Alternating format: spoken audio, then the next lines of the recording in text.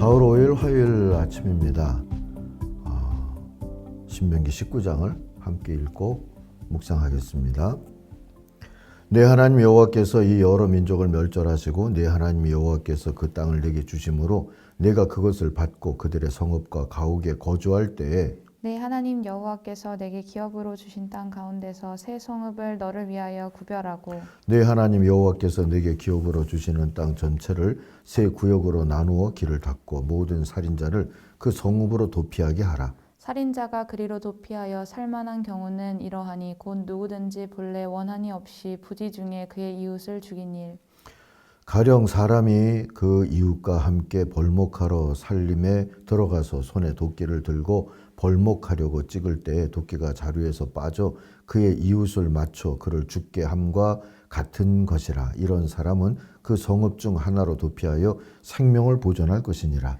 그 사람이 그에게 본래 원한이 없으니 죽이기에 합당하지 아니하나 두렵건대 그 피를 보복하는 자의 마음이 복수심에 불타서 살인자를 뒤쫓는데 그 가는 길이 멀면 그를 따라잡아 죽일까 하노라. 그러므로 내가 네게 명령하기를 새 성읍을 너를 위하여 구별하라 하노라. 내 하나님 여호와께서 내 조상들에게 맹세하신 대로 내 지경을 넓혀 내 조상들에게 주리라고 말씀하신 땅을 다 내게 주실 때 또 너희가 오늘 내가 너희에게 명하는 이 모든 명령을 지켜 행하여 내 하나님 여호와를 사랑하고 항상 그의 길로 행할 때에는 이 셋 외에 새 성읍을 더하여 내 하나님 여호와께서 내게 기업으로 주시는 땅에서 무죄한 피를 흘리지 말라. 이같이 하면 그의 피가 내게로 돌아가지 아니하리라. 그러나 만일 어떤 사람이 그의 이웃을 미워하여 엎드려 그를 기다리다가 일어나 상처를 입혀 죽게 하고 이 한 성읍으로 도피하면 그 본 성읍 장로들이 사람을 보내어 그를 거기서 잡아다가 보복자의 손에 넘겨 죽이게 할 것이라. 내 눈이 그를 긍휼히 여기지 말고 무죄한 피를 흘린 죄를 이스라엘에게서 제하라. 그리하면 내게 복이 있으리라. 내 하나님 여호와께서 내게 주어 차지하게 하시는 땅 곧 내 소유가 된 기업의 땅에서 조상이 정한 내 이웃의 경계표를 옮기지 말지니라.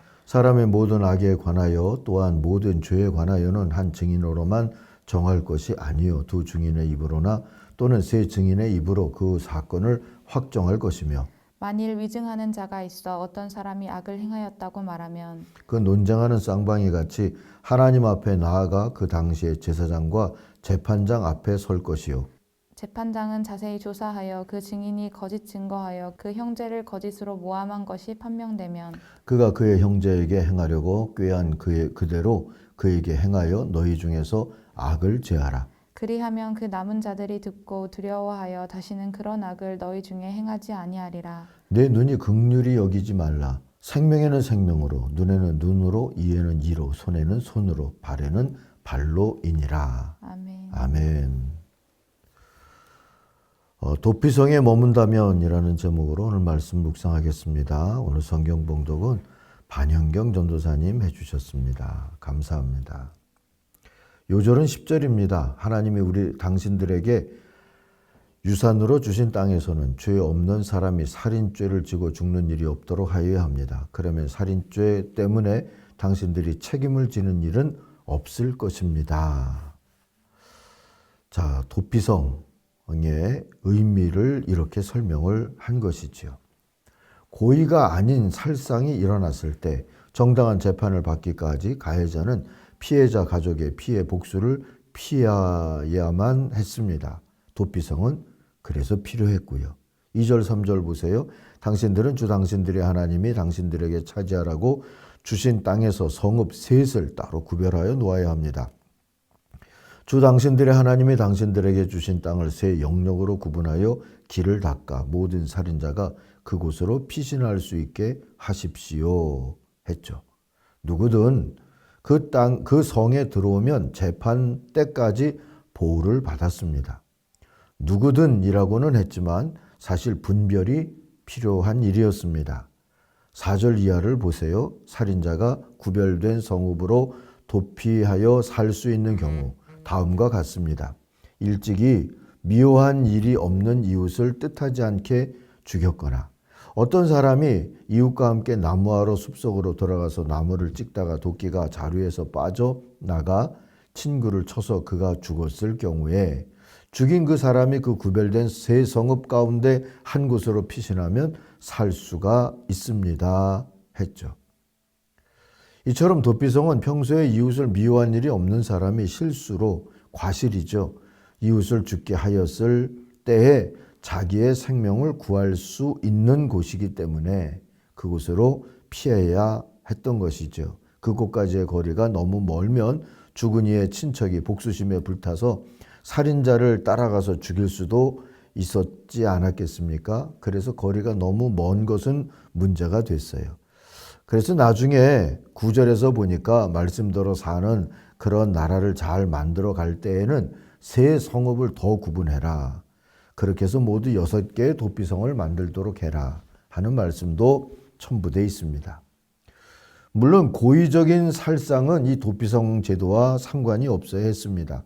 11절 이하를 보시면 어떤 사람이 그의 이웃을 미워하여서 해치라고 숨었다가 일어나 이웃을 덮쳐서 그 생명에 치명상을 입혀 죽게 하고 이 여러 성읍 가운데 한 곳으로 피신하면 그가 살던 성읍의 장로들이 사람을 보내어 그를 거기에서 붙잡아다가 복수자의 손에 넘겨주어 죽이게 하여야 합니다. 당신들은 그런 사람에게 동정을 베풀어서는 안 됩니다. 이스라엘 안에서 죄 없는 사람이 죽임을 당하는 일이 없어야만 당신들이 복을 받을 것입니다 했어요. 죄 없는 사람이 죽임을 당하는 일은 없어야 한다. 그러니 고의적으로 해친 사람이 있거든. 또 미움이 복받쳐서 누군가를 죽였다. 이런 사람들은 도피성의 그 혜택과는 상관이 없어야 한다 하는 것이지요. 자, 이러한 도피성 제도는 메시아의 은총과 연결이 됩니다. 그리스도 예수는 모든 죄인의 도피성이 되주시죠. 그 안에서는 사탄의 고발도 율법의 정죄도 심이 없습니다. 대속의 죽음으로 구원의 은혜를 베푸신 주님의 사랑과 자비가 죄인을 보호하기 때문이죠. 우린 오늘도 그리스도 예수 새로운 도피성 안에, 영원한 도피성 안에 살고 있는 겁니다. 한편 살인과 도피성에 관한 규정을 다루다가 본문은 14절 이하에서 이웃의 경계를 침범하지 말라는 규정과 함께 증언 또는 증인에 관한 규정, 그리고 위증하지 말라는 규정을 연이어 다루고 있습니다.